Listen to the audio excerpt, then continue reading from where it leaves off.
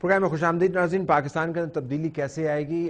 بڑا موقع جو سیاسی جماعتوں کے لیے، جو اوپوننٹس کے لیے ہے، وہ یہ ہے کہ پاکستان پیپلز پارٹی کی کارکردگی اطمینان بخش نہیں ہے۔ اگر آپ اس کو بہت آرام سے بھی بیان کریں اور انتہائی احتیاط سے الفاظ کا چناؤ کریں تو آپ کہیں گے کہ اطمینان بخش نہیں ہے، بہت سخت انداز سے بھی کارکردگی کے اوپر تنقید ہو سکتی ہے۔ تو جب بھی انکمبنٹ حکومت کی، یعنی حکومت طاقت کے اندر ہوتی ہے، اس کی کارکردگی اچھی نہیں ہوتی تو ایک بہت بڑا سیاسی موقع بن جاتا ہے۔ اور پاکستان کے اندر یہ سیاسی موقع نہیں ہے، یہ ایک سیاسی خلا ہے جس کو سیاسی جماعتیں پر کر سکتی ہیں۔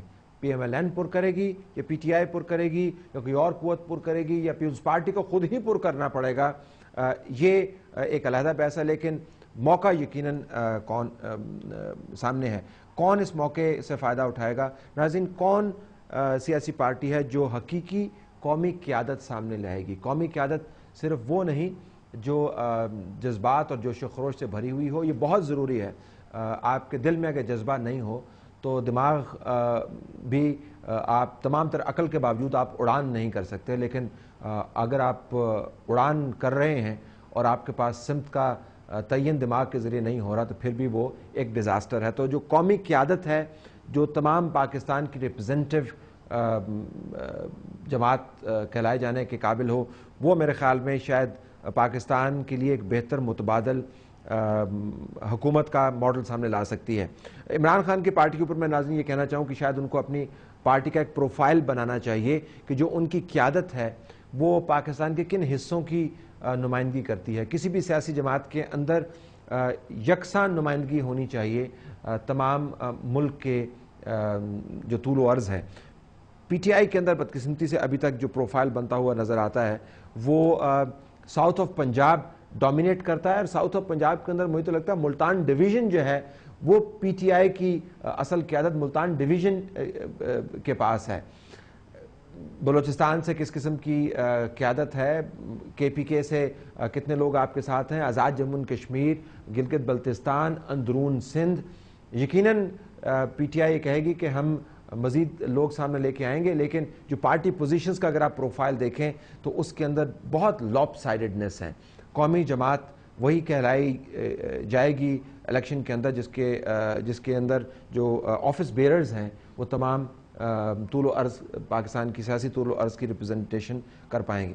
پھر ناظرین یہ بھی ہے کہ جلسوں کے نعروں سے توقعات کا انبار بڑھ گیا ہے، یہ ایک اچھی بات بھی ہے۔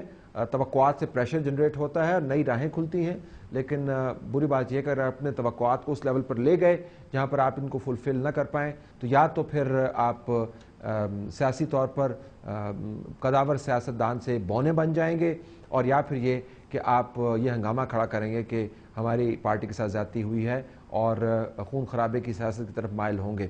تو توقعات کو پورا کرنے کا لائعمل جو ہے وہ سامنے ہونا چاہیے، اور ایک حقیقی تجزیہ بھی آپ اپنے سیاسی نعروں کے ساتھ کرتے رہیں۔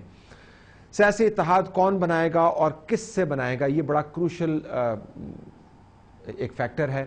پاکستان کی جمہوریت کو چھوڑیے، جو دنیا کی بہترین مستند اسٹیبلش جمہوریتیں ہیں، 100 سال سے چل رہی ہیں، وہاں پر بھی پولیٹیکل الائنسز بنائے بغیر چارہ نہیں ہے۔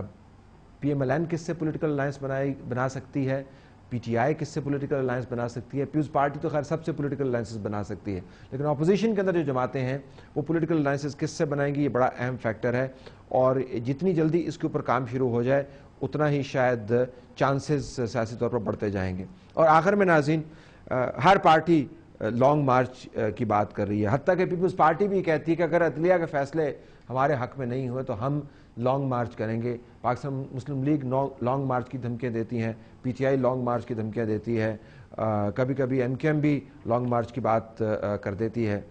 کون ایسا لانگ مارچ کرنے کی حقیقی صلاحیت رکھتا ہے جس سے واقعتاً اس سسٹم پر وہ دباؤ آئے کہ یہ از خود جمہوری انداز سے اپنے آپ کو تبدیل کرنے پر مجبور ہو جائے؟ میرے خیال میں تمام جلسے جلوس ایک طرف، وقت پر جو لانگ مارچ کر لے گا اور جمہوری انداز سے پریشر جنریٹ کر پائے گا، اور اگر اس میں وہ کامیاب ہو گیا تو وہ میدان مار لے گا۔ بہرحال دیکھتے ہیں کہ آنے والے دنوں میں سیاسی منظرنامہ کیا بنتا ہے۔ ابھی تک کے حالات کے اوپر ہماری طرف سے یہی تبصرہ، اجازت دیجیے، اللہ حافظ۔